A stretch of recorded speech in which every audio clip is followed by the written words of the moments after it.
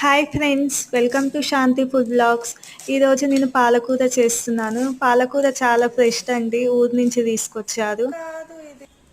పాలకూర తోటి మనం పకోడీ, పప్పు, కర్రీ చేసుకోవచ్చు. నేను కర్రీ అయితే చేస్తున్నాను. ముందుగా పాలకూర కోసం ఉల్లిగడ్డ కట్ చేసి పెట్టుకున్నాను. స్టవ్ మీద గిన్నె పెట్టి కొద్దిగా నూనె వేసి జీలకర్ర, ఆవాలు, ఉల్లిగడ్డ వేయాలి. అది వేగాక పాలకూర వేసుకోవాలి.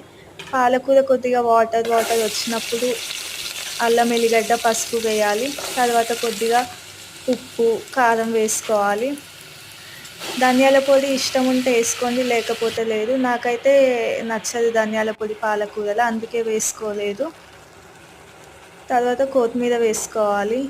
ఇదేనండి ఈజీ పాలకూర curry process. Please subscribe to Shanti food blogs. Bye.